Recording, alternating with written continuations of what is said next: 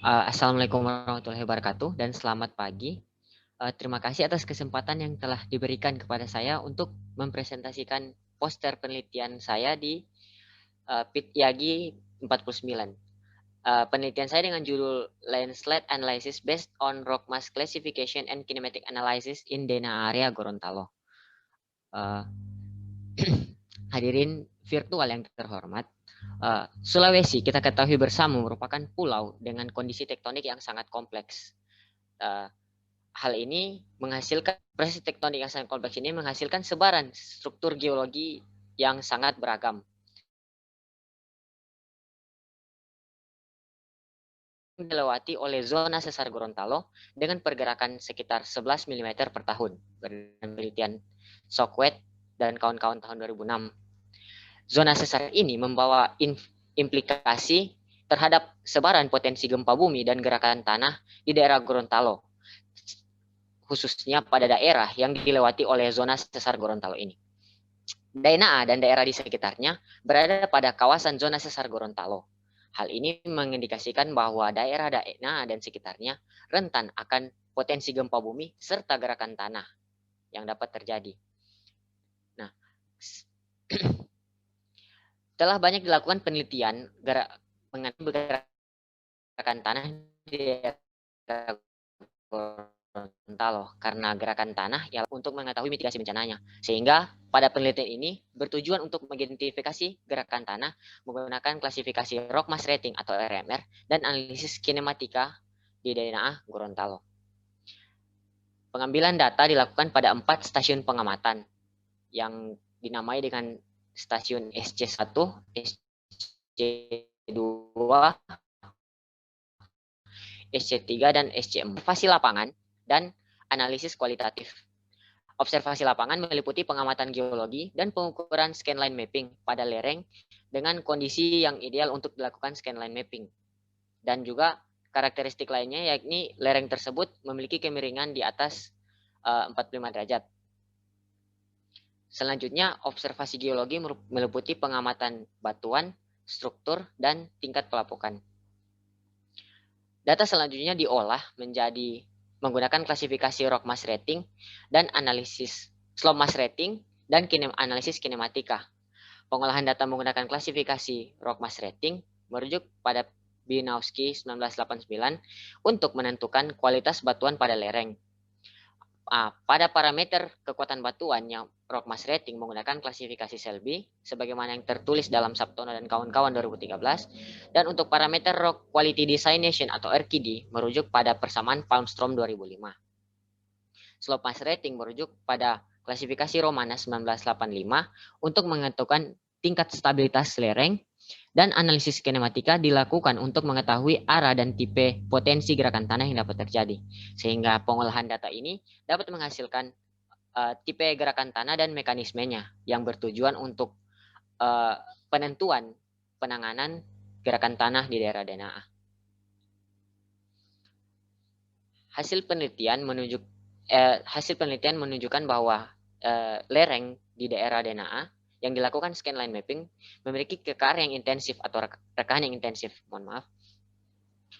Sebagaimana yang terlihat pada gambar SC1, SC2, SC3, dan SC4. Grafik atau diagram pada samping kiri dan kanan bawah pada masing-masing gambar merupakan densitas rekahan per meter sebagai yang diukur. Dari hasil pengukuran scanline kemudian diolah untuk ke dalam bentuk klasifikasi rock mass rating untuk menunjukkan kualitas batuan, dan kualitas batuan yang ditemukan pada daerah Dena terbagi atas good rock dan fair rock. Hal ini ditunjukkan pada tabel di bawah gambar. Dengan menggunakan pendekatan rock mass rating ini, kita dapat menentukan rentang dari internal friction angle atau subgeser dalam serta rentang kohesi pada batuan, sehingga dapat digunakan untuk analisis kinematika yang akan dilakukan. Selanjutnya analisis dilanjutkan dengan pengklasifikasian slope mass rating untuk mendapatkan stabilitas lereng, di mana stabilitas lereng yang didapatkan terbagi menjadi stable atau stabil dan partial stable atau setengah stabil. kategori sebagaimana yang terlihat pada tabel di bawahnya. Nah, stabilitas lereng yang stabil terdapat pada SC1 dan SC3, sementara pada SC2 dan SC4 tergolong dalam kategori setengah stabil. Sehingga pada SC2 dan SC3 lebih berpotensi untuk mengalami gerakan tanah. Hasil analisis kinematik menunjukkan tipe gerakan tanah yang dapat terjadi ialah tipe jatuhan atau toppling. Lebih spesifiknya ialah pada SC1 dan SC2 ialah direct toppling sebagaimana yang terlihat pada gambar analisis kinematik di bawah ini. Dan pada SC3 dan SC4 ialah tipe oblique toppling sebagaimana yang terlihat pada analisis kinematik. Dari hasil pengamatan, lereng dari keempat lereng ini yang dominan berpotensi untuk mengalami gerakan tanah ialah pada SC4. Hal ini dikarenakan kelas batuannya yang tergolong dalam fair kategori, slope mass ratingnya, stabilitas lerengnya ialah partial stable, dan juga pada SC4 berada pada jalur sesar menganan lokal daerah DNA. Nah, sehingga perlu ada beberapa saran penanganan yang digunakan yang bertujuan untuk meningkatkan stabilitas lereng, dikarenakan pada SC4 ini berada pada kawasan residensial atau kawasan pemukiman. Saran penanganan yang dapat dilakukan antara lain seperti ekskavasi atau untuk membuat lereng menjadi lebih landai, atau penanganan lainnya dengan tujuan untuk meningkatkan stabilitas lereng di daerah DNA.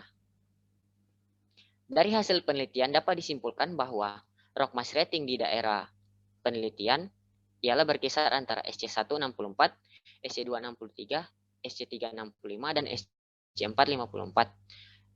Hal ini membagi kualitas batuan menjadi good rock pada SC1 23 dan fair rock pada SC4. Nilai SMR SC1 sebesar 61, SC2 sebesar 59, SC3 sebesar 61, dan SC4 sebesar 50. Kondisi ini membagi stabilitas lereng pada SC1 dan SC3 tergolong dalam kategori stable, sementara pada SC2 dan SC4 tergolong dalam kategori partial stable. Potensi tipe gerakan tanah yang dapat terjadi ialah direct toppling pada SC1 dan SC2 dan oblique toppling pada SC3 dan SC4.